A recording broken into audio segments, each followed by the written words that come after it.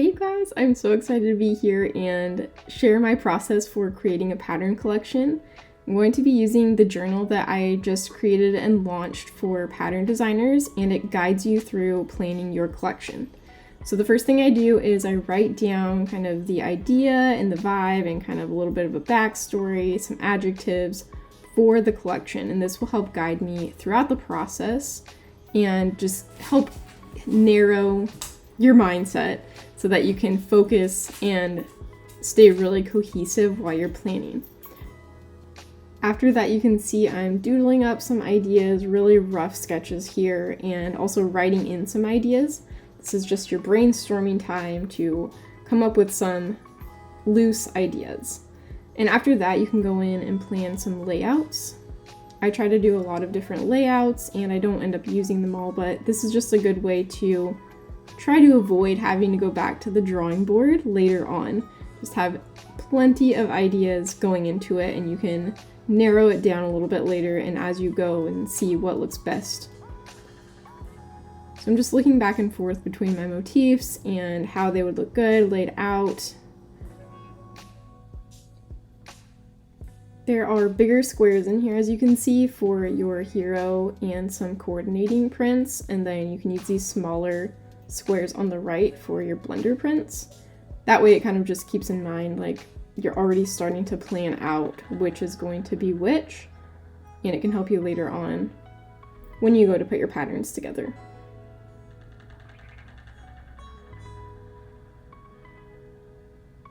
And like I said, there's room for 14 different layouts per collection in this journal, so you're probably not going to use all of them unless you're making a really big collection, but it gives you room to come up with lots of different ideas and you can narrow that down later. I also wanted to mention that I'm currently running a giveaway over on my Instagram. This will be through December 21st, 2023. You can enter to win your own copy of this pattern collection planner. So make sure you head on over there and enter to win before December 21st, 2023. I'm super excited and I would love to have you enter it.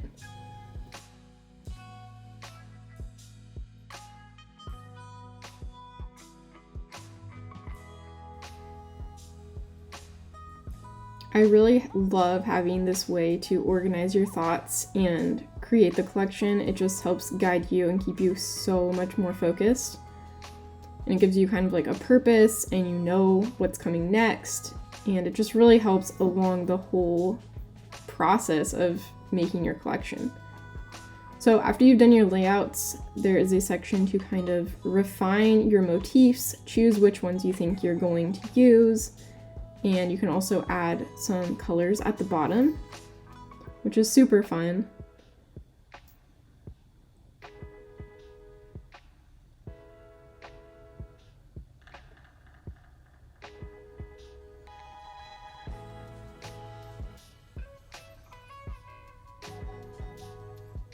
And from here you could scan in your drawings. You could go over them, especially if you used like a darker pen.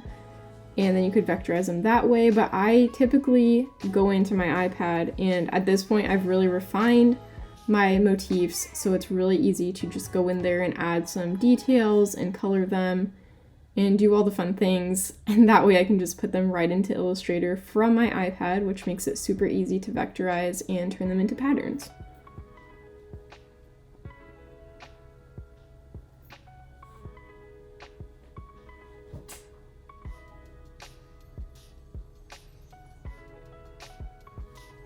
I really love starting out without any digital, like the iPad or the computer or anything, because it's really fun to get tactile with it and it can really help you focus more once you get on the iPad. At least for me, I start getting notifications and I get distracted and it's really tempting to just go on Instagram for a few minutes and then you get all these other people's artwork in your head and it just can really bog down your process. So I love doing it on paper with an actual pen and starting out that way just to get my ideas out there. And by this point, you really know the feel you're going for. You even have some colors ready.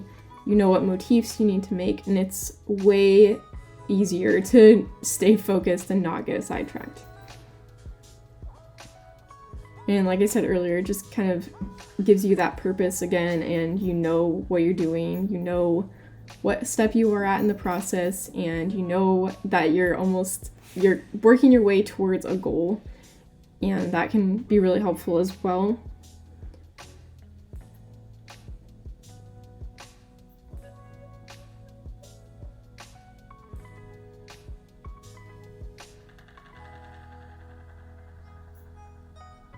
So I do like to add some color when I'm doing this part, but I can always change it later once I vectorize and make them into patterns, so it's not a huge focus. Mainly I just want things to be different colors so that when I go in and vectorize, I have an easy way to change the color of each individual object. And again, throughout the process, I'm making more motifs than I think I will need. Not tons, but I won't use all of these. It's just nice to have things that you can easily grab to add in if you're like needing to fill a gap, or you just think something's looking a little blah. You can easily already have those ready to add right in there.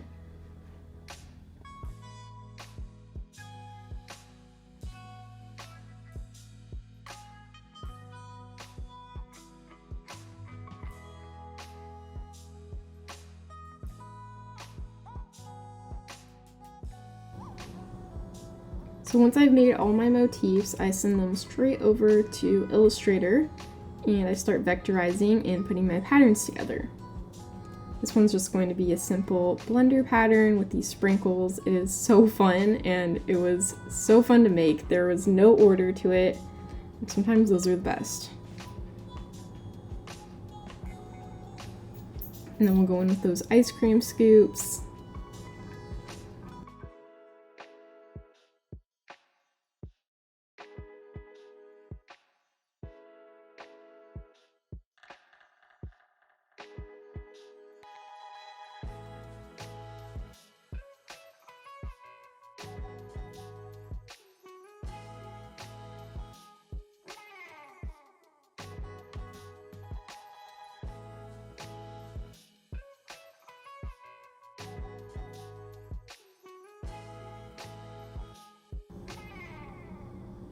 And I decided it was a little bit too plain, so I added in the sprinkles to the background. That really leveled it up a lot.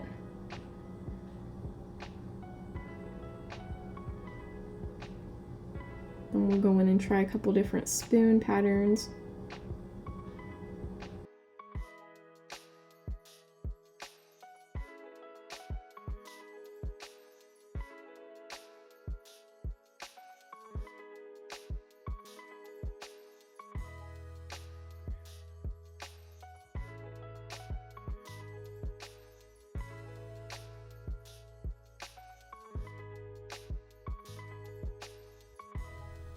I would love to hear about your process as well in the comments below, and I just want to know if it's completely different than mine or if it's somewhat similar. I would love to hear all about it, so go ahead and comment below with your process for pattern collection planning.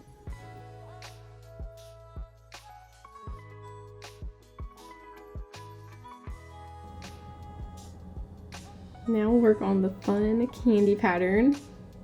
I really like this one. For the wrapper, I actually put it over the top of the candy, and then I just changed the opacity so it actually looks somewhat transparent, which was super fun. And you'll see in a second I try doing it with full opacity and it just does not look right. It's really way too much contrast, and just the white turns out too bright, so I'm really excited about this one because they actually look like wrappers. So fun.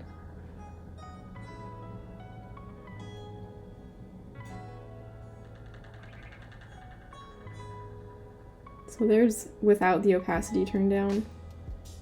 It looks okay on that second colorway, but on the first one it looks so good with the see-through wrapper.